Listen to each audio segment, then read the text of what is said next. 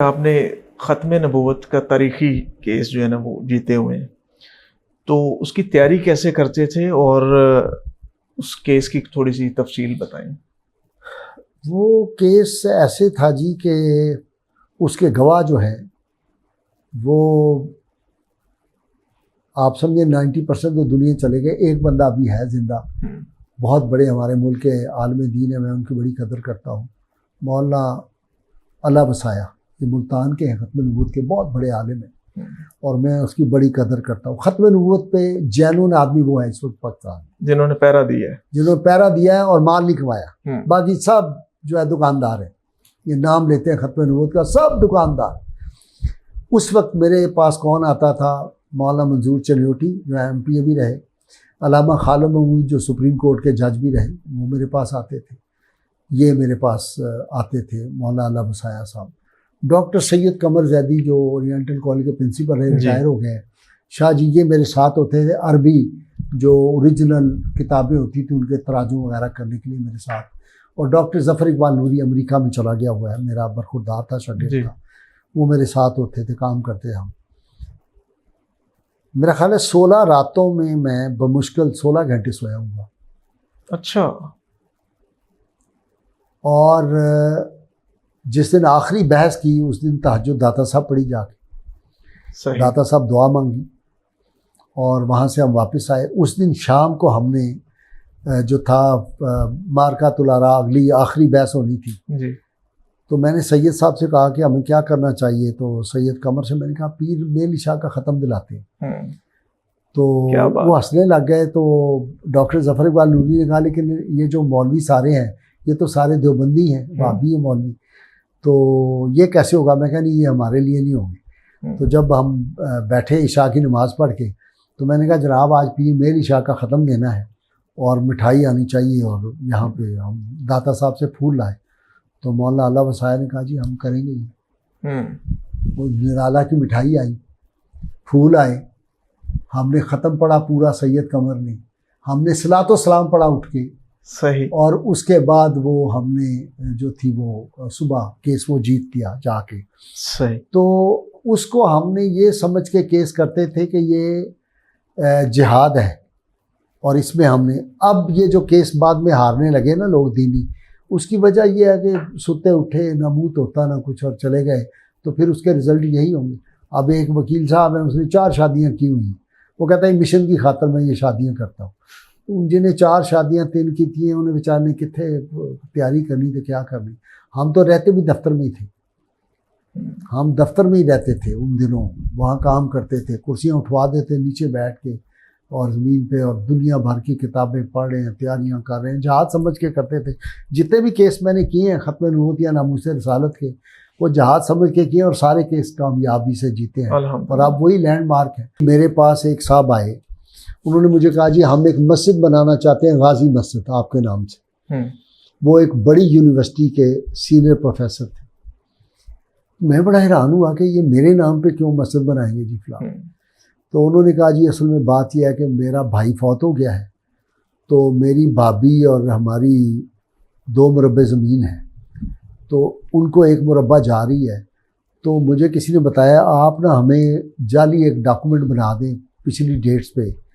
کہ میرے بھائی نے جو تھی وہ مجھے ہبہ کر دی ہوئی تھی، جو 1 مربع زمین،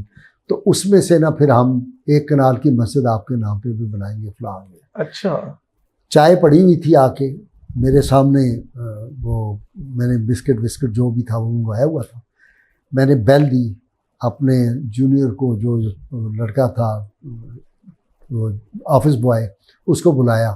میں نے کہا یہ چائے اٹھا لو، بسکٹ اٹھا لو۔ میں نے کہا پروفیسر صاحب دل تو میرا اس چاہتا ہے کہ میں اس دوسری منزل سے کھڑکی سے آپ کو نیچے پھینک دوں سڑک پہ، لیکن میں پھر بھی اپنے آپ کو روک رہا ہوں، یتیموں کا مال کھانے کے لیے آپ میرے پاس آ گئے، پلیز یہاں سے دفع ہو جائے آپ، اور مجھے اپنی شکل نہ دکھائیے گا۔ آپ یقین کریں گے 6 ماہ بعد اس کو برین کینسر ہوا اور وہ مر گیا۔ تو اس طرح کے معاملات بھی ہم نے دیکھے۔ پھر دوسری مثال آپ کو دیتا ہوں جس پہ میرے شیخ سے تلخ کلامی ہوئی تھی۔ یہاں لاہور میں ایک صاحب تھے جنہوں نے نبوت کا دعویٰ کیا ہوا تھا، اندر چھپا کے،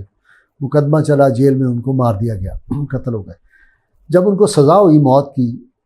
تو ان کا ایک مرید خاص وہ پاکستان میں بڑا چھایا رہا ہے میڈیا کے اوپر ایک زمانے میں، تو میں اب عمدن نام نہیں لے رہا، وہ میرے شیخ کا رکا لے کے آئے اور مولانا عبدالستار خان نیازی صاحب کو بھی جھوٹ بول کے ان کا بھی رکا لے آئے۔ جل مشرف کا دور تھا، میں اپنے دفتر میں نماز کی امامت خود کراتا تھا، ہمارے دفتر میں نماز ہوتی تھی، میں نماز خود ہی کراتا تھا امامت، اور تراویح بھی جو ہوتی تھی وہ میں سامع بنتا تھا، اور آگے حافظ ڈاکٹر ادریس ازری آج کل بڑا مشہور ہے منہاج القرآن کا، ڈنمارک میں ہوتا ہے، وہ تراویح پڑھاتا۔ میں مغرب کی نماز کا ٹائم تھا تو وہ دو بندے آئے بڑے سمارٹ، ہاتھ میں بریف کیس پکڑے ہوئے تھے، وہ آ گئے تو میں نے کہا کہ السلام علیکم وعلیکم السلام، کہنے لگے جو ہم آپ کے پیر صاحب کا رکا لائے۔ میں نے کہا نماز پڑھ لیں پھر بات کرتے ہیں۔ انہوں نے بریف کیس رکھے تو وہ میں نے نماز شروع کی، امامت کی، مغرب کی نماز پڑھ کے ہٹے نا جب، تو کہتے ہیں کہ وہ سر پہ میں نے پگڑی اپنے پیروں والی رکھی، تو وہ ایک دوسرے سے کہتا ہے کہ ہمارے لاڈلے بھی جو تھے وہ اس طرح پیر صاحب کی طرح کی ان کی شکل بن جائے گی۔ حضرت شیخ کی فوٹو میرے دفتر میں لگی ہوئی تھی، میرا متھا ٹھنکا اور میرے اندر میسج آیا کہ کوئی گڑبڑ ہے۔ چائے وائے بڑی پرتکلم منگوائی، انہوں نے مجھے رکا دیا، میں نے پکڑ کے بغیر پڑے ہوئے چوما اور سر پہ رکھا۔ مولانا عبدالستار خان نیازی کا انہوں نے مجھے وہ میسج دیا، وہ میں نے بڑی عزت سے رکھا۔ میں نے کہا حکم؟ انہوں نے کہا جی کہ وہ فلاں صاحب کا مقدمہ ہے، تو ہمیں لوگوں نے کہا کہ آپ اسپیشلسٹ ہیں اس میں، تو ٹیبل پہ انہوں نے رکھا ہوا بریف کیس تھا، اس کو ایسے دبایا ٹک کر کے، وہ کھلا تو اس میں 5-5 ہزار کے نوٹ تھے، وہ ایسے پھیل گئے میز کے اوپر، وہ کوئی میرے حساب سے 50 لاکھ روپیہ ہوگا، 5-5 ہزار کے اتنے نوٹ تھے، وہ ایسے پھیل گئے نا ٹیبل۔ میں اور کانشیس ہو گیا، تو میں نے کہا کہ یہ فلاں خبیث کا مقدمہ آپ میرے پاس لائے ہیں؟ تو وہ کہنے لگے جی وہ ہمارے پیر ہیں، آپ ان کے بارے میں یہ لفظ دوبارہ، انہوں نے وہ جلدی جلدی نوٹ شوٹ رکھے اور فلاں۔ میں نے کہا تم ہمیں خریدنے کے لیے آئے ہو، ہمارا ایمان تم خریدنے کے لیے آئے ہو؟ اتنے میں یہ رسول اللہ صلی اللہ علیہ وسلم کا گستاخ تھا، یہ اندر اپنی محفلوں میں کہتا تھا کہ میں نبی ہوں، اور اپنے مریدوں کو کہتا تھا یہ صدیق اکبر بیٹھے ہوئے ہیں، عمر فاروق ہے، یہ عثمان ہے، یہ علی بیٹھے ہوئے ہیں۔ میں نے کہا میں نے خود اس کی ویڈیو سنی ہوئی، وہ یہ ویڈیو مجھے سنوائی دوستوں نے، تو میں نے کہا سوال ہی پیدا نہیں تھا ایسے آدمی کا میں مقدمہ کروں۔ پھر ایک پاکستان کے بعد میں چیف جسٹس ہے، انہوں نے مجھے بلایا اپنے چیمبر میں، وہ اس وقت جو تھے وہ ابھی سپریم کورٹ کے ہائی کورٹ کے وہ جج تھے، ابھی ہائی کورٹ کے جج تھے، بعد میں وہ سپریم کورٹ کے ریٹائر بھی ہو گئے، اب میں نام نہیں لے رہا اندر۔ انہوں نے مجھے بلایا اور ایک مقدمہ تھا اسی طرح ناموس رسالت کے حوالے سے، تو مجھے کہنے لگے کہ یار وہ فلانا مقدمہ ہے تو وہ فیس بھی بڑی معقول دیں گے، تو میں کہا جی میں تو نہیں یہ کر سکتا، مقدمہ اس طرح کا میں نہیں کر سکتا، پیسے ویسے جو ہیں وہ ٹھیک ہے، انہوں نے بعد میں کسی اور سے کروا لیا فلاں۔ تو مطلب یہ کہنے کا ہے کہ یہ باتیں وہ ہیں جو پبلکلی ہم نہیں کرتے یا ان کی ڈیٹیل نہیں بتاتے کہ زندگی میں اس کام کے لیے یا اس فیلڈ میں کتنی قربانی دینی پڑتی ہے،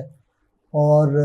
یہ کوئی آسان کام، یہ شہادت گاہ الفت میں قدم رکھنا ہے۔ لوگ آسان سمجھتے ہیں مسلمان ہونا، آج تو لوگ دین کا کام کرتے ہیں ٹکوں کے لیے، مال کمانے کے لیے، تو ہم نے تو سارا کچھ پھونک کے تو یہ کام کیا ہے۔